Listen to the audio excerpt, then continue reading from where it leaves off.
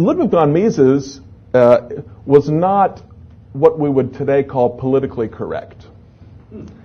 And one of Mises' least politically correct articles is a piece that he published in 1950 called "The Idea of Liberty is Western."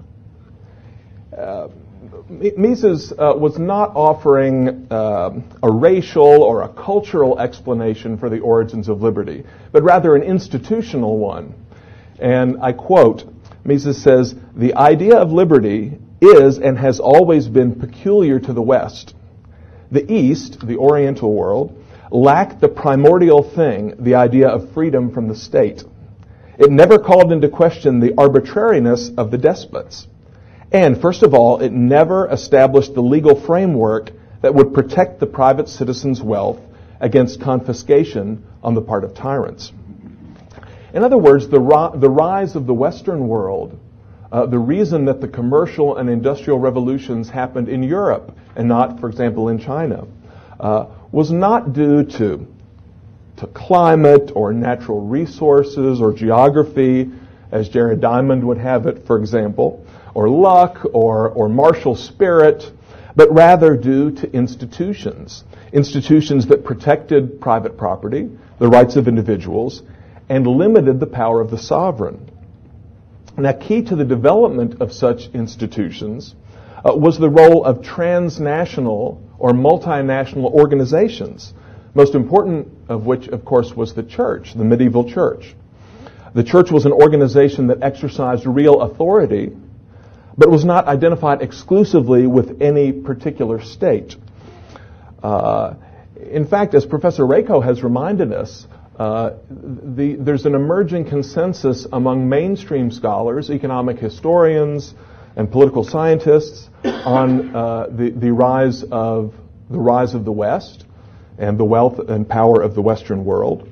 Nathan Rosenberg and Birdsell, Joel Mokyr, Douglas North, David Landis, and so on have all written that Europe became wealthy precisely because, unlike the Eastern civilizations, Europe was highly decentralized. That European political and social life was governed by a complex web of institutions and organizations with overlapping jurisdictions, each of which competed with the others and placed limits on the power and authority of the others. Let me quote from one of Ralph's recent papers. Ralph says, the gist, quote, "The gist of the modern scholarly view is that Europe developed economically and eventually outstripped the rest of the world, largely because it was at once a common civilization, i.e. Latin Christendom, but also a radically decentralized mosaic of polities. This created multiple opportunities for economic and also political progress. There was competition among political entities, which came to see that a favorable treatment of property rights retained and attracted productive citizens. On the other hand, when a state behaved as states customarily did and do throughout history, i.e. as an unconstrained predator, it tended to lose ground to competing states. Other factors played crucial roles, but Europe's radical decentralization and the possibility of exit was the key factor." Today, of course, the church no longer plays that kind of a role as a limiting influence on the state. You know, as Tom Woods alluded, even among some conservative evangelical congregations today, the church is sort of a branch of the Bush administration and the Republican Party.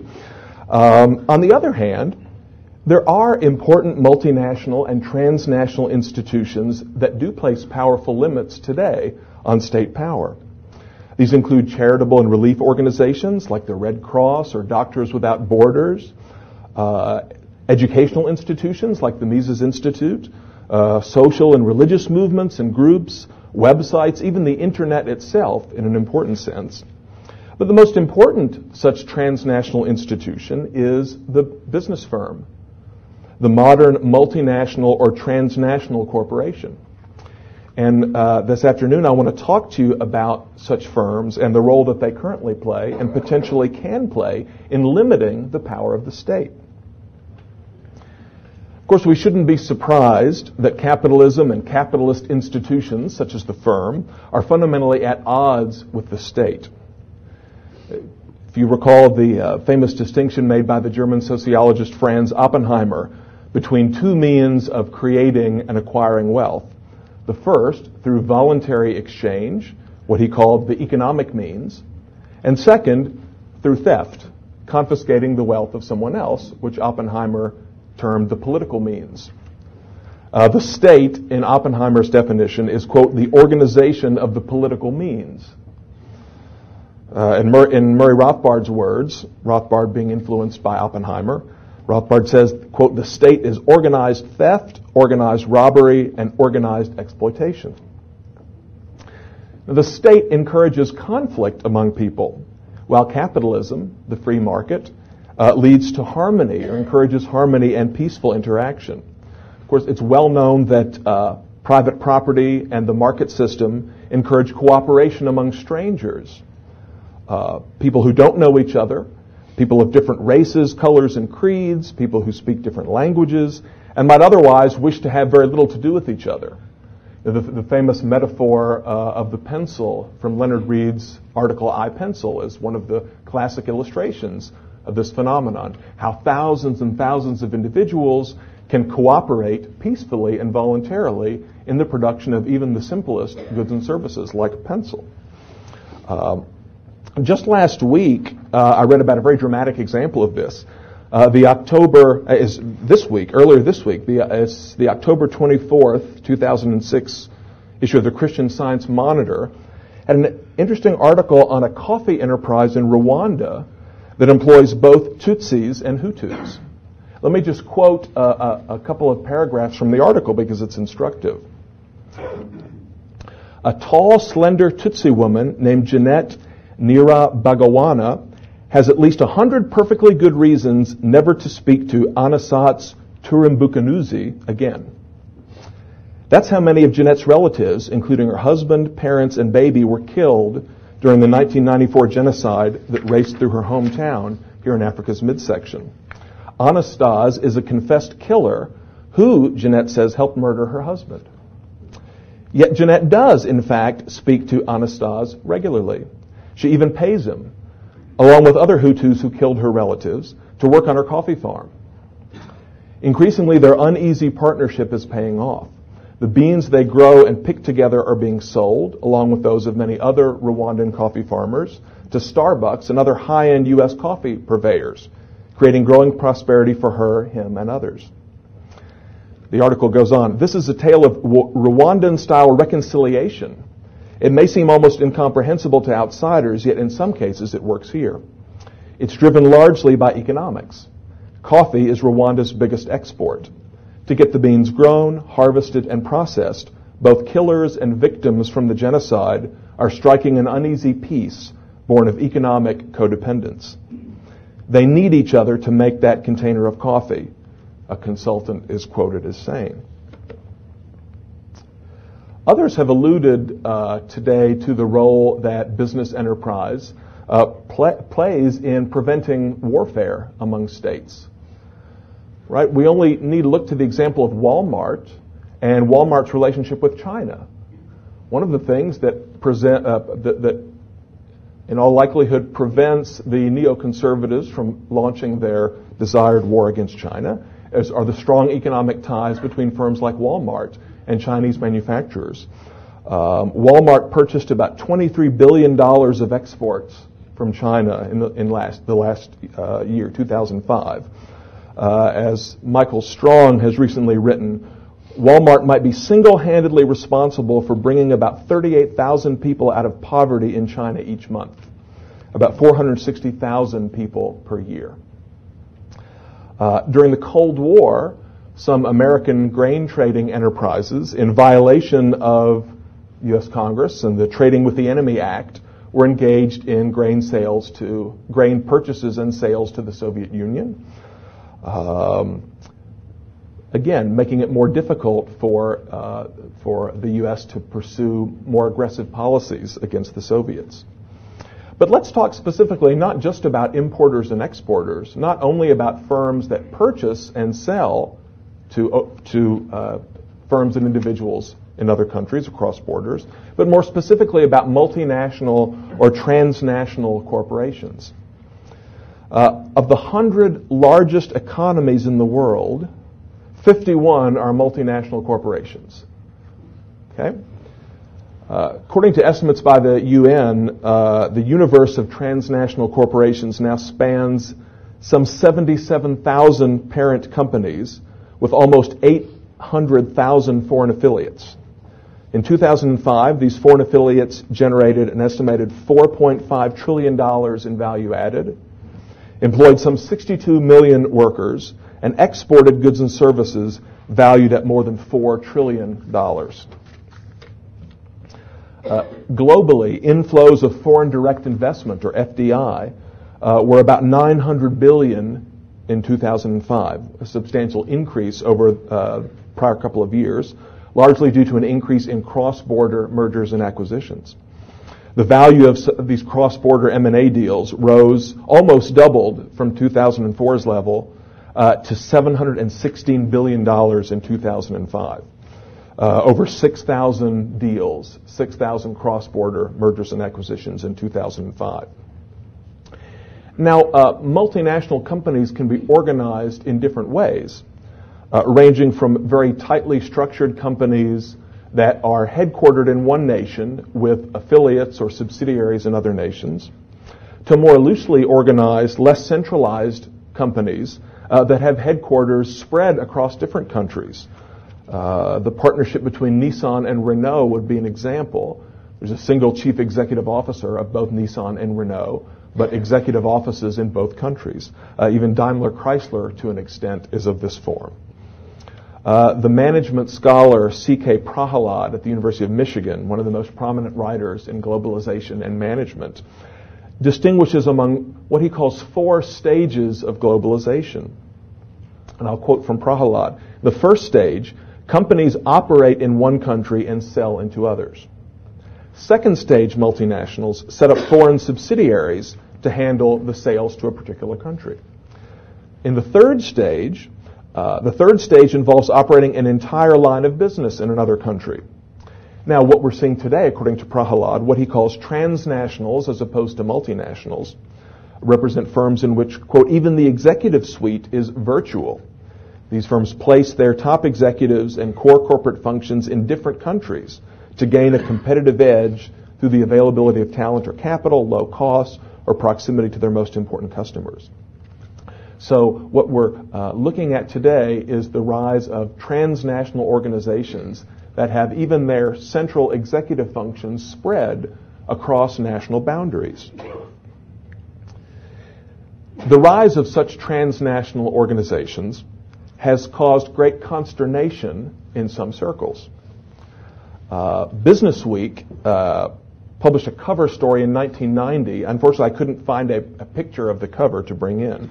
Ran a cover story titled "The Stateless Corporation." So Business Week was talking in 1990 about the stateless corporation. And the words of 2 popular writers on globalization, Horsman and Marshall, they say, quote, effortless communications across boundaries undermine the nation-state's control. Increased mobility and the increased willingness of people to migrate undermine its cohesiveness, the nation-state's cohesiveness, that is. Business abhors borders and seeks to circumvent them. Information travels across borders and nation-states are hard-pressed to control the flow. The nation-state is increasingly powerless to withstand these pressures. Richard Swift, editor of the sort of left-wing activist magazine, The New International, reports the following with great alarm. Quote, capital moves so freely that it is often impossible for governments to find, let alone to tax.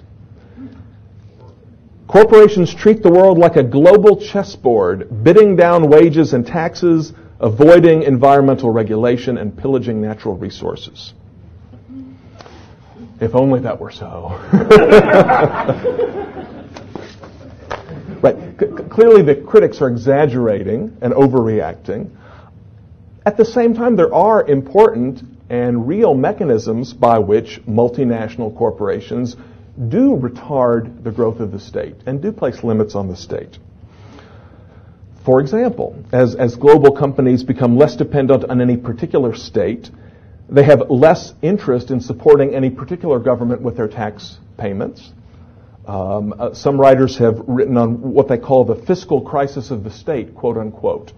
This idea that government expenditures are more rapidly outpacing government revenues, often blaming multinational corporations as part of the cause. Companies have learned how to tap into global labor markets, which makes them less dependent on social welfare policies of any particular nation. Governments can perform some tax arbitrage. They can arbitrage tax rates by shifting reported income among subsidiaries in different countries through transfer pricing, changing royalty rates, other inter-firm, cross-departmental accounting maneuvers.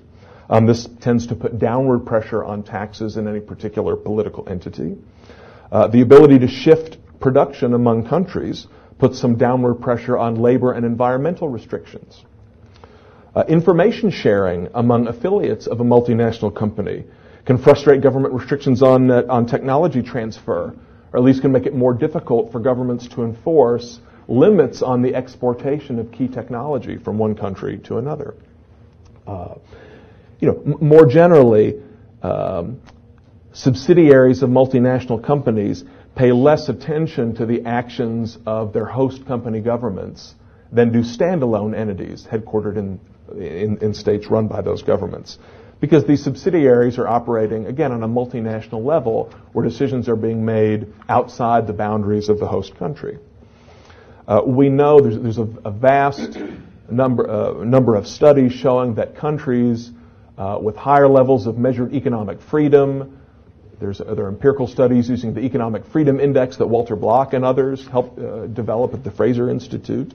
In other words, countries with better protection of property rights, lower taxes, fewer restrictions on trade and international capital flows tend to attract more foreign investment, more foreign direct investment than countries with less transparent and more oppressive regimes. So it's well known in the development community that having an attractive business climate is a way to increase foreign investment. This is something that policymakers are coming to realize. Now, does this mean that we can rely exclusively on transnational corporations to protect us from the state? Well, hardly. Under the mixed economy in which we all live, of course, multinational corporations have strong incentives not only to avoid restrictions on the state, but also to use the state, to co-opt the state when feasible, to their own advantage. Multinationals tend to support not free trade, but government-managed trade. Large multinationals are among the strongest supporters of GATT and the WTO and so on. Many countries have a whole range of interventions they use to try to attract multinationals to set up operations in their countries, to try to encourage their own companies to be more multinationally active. For example, some countries try to match domestic firms with specific international partners or merger and acquisition targets, taking executives on diplomatic missions and trying to perform matchmaking and so on. Some governments even offer insurance, political risk insurance, for their companies making foreign direct investment overseas. If there's a coup or something in the target country, the home country government will reimburse the firm for its losses. Some countries even offer investment guarantees, more general investment guarantees. We know that host country governments often compete with each other in offering subsidies and other government favors to try to attract large multinational affiliates. You look at the automobile industry here in the Southeast, Alabama with Alabama's Mercedes plant, South Carolina's BMW plant, and so on. States are trying to figure out ways not only to provide tax benefits and so on to attract foreign investment, but also in many cases outright subsidies. Some governments strongly encourage or even force their own countries to engage in multinational activity, their own companies, rather, to engage in multinational activities, sometimes to secure what are perceived as key natural resources. Some Chinese and Indian companies, for example, are strongly encouraged and, for practical purposes, required by the government to invest in extraction and mining, oil and gas enterprises, and so on in other countries. We can go back to the British East India Company as an example of a multinational enterprise that was anything but a creature of the free market. It was almost sort of a quasi-government enterprise. Certainly when we talk about the potential for multinational firms to constrain the power of the state, we're not talking about Bechtel and Halliburton, okay? We're not talking about the East India Company or the United Fruit Company in Guatemala, which arranged for the overthrow of the president in 1954. We're not talking about British Petroleum in Iran, which arranged to have with the help of the CIA and Kermit Roosevelt, the grandson of Ralph Raico's much beloved Theodore Roosevelt, arranged to have the popular prime minister overthrown in Iran in 1953 and replaced with our good friend the Shah, leading to the events of 1979 and many of the problems we find ourselves with today. This is not the type of company, obviously, that we're talking about. Nonetheless, the rise in transnational enterprise, not only companies, but in particular decentralized multinational organizations, represents an opportunity for us. We must continue to explain to people that multinational enterprise is inherently a good thing.